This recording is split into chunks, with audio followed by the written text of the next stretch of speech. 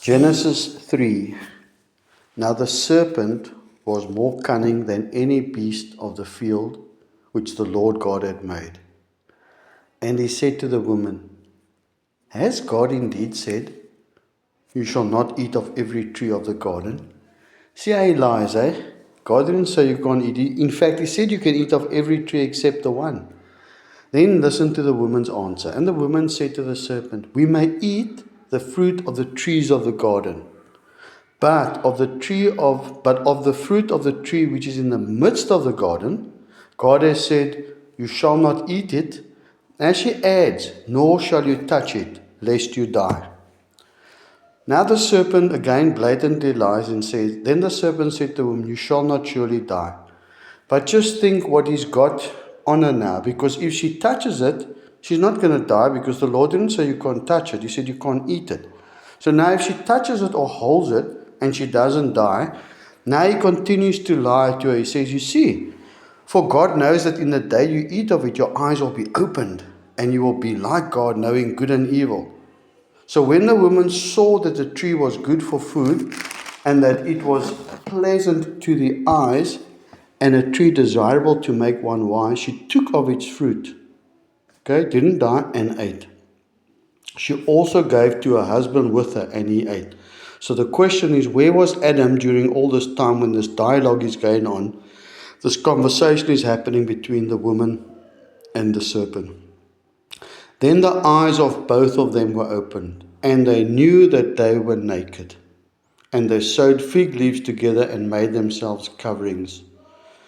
So here you can see, now they realize they're naked. They've always been naked, but now the understanding, or let's say the sin nature, now steps in.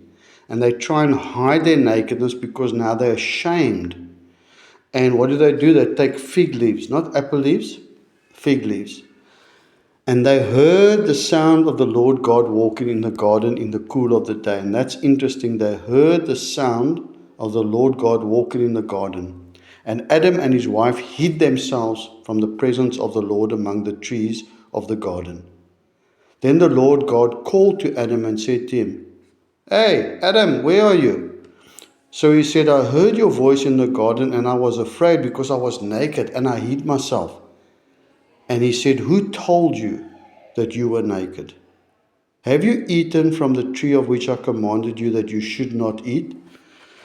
He doesn't say, Yes, Lord, I did, I'm sorry. He says, Then the man said, The woman you gave to be with me, she gave me of the tree and I ate. So it's like all her fault. And the Lord God said to the woman, What is this you have done? The woman said, Not guilty. The serpent deceived me and I ate. So the Lord God said to the serpent, Because you have done this, you are cursed more than all the cattle, and more than every beast of the field. On your belly you shall go, and you shall eat dust all the days of your life. And I will put enmity, now here's the promise. I will put enmity between you and the woman, and between your seed and her seed. Not seeds, one seed. Ye shall bruise your head, and you shall bruise his heel. To the woman he said, I will greatly multiply your sorrow and your conception. In pain you shall bring forth children. Your desire will be for your husband, and he shall rule over you. Then to Adam he said, Because you have heeded the voice of your wife, and have eaten from the tree which I commanded you, saying, You shall not eat of it, cursed is the ground for your sake. In toil you shall eat of it all the days of your life. Both thorns and thistles it shall bring forth for you, and you shall eat the herb of the field. In the sweat of your face you shall eat bread, till you return to the ground. For out of it you were taken, for dust you are, and to dust you shall return. And Adam called his wife Eve, because she was the mother of all living.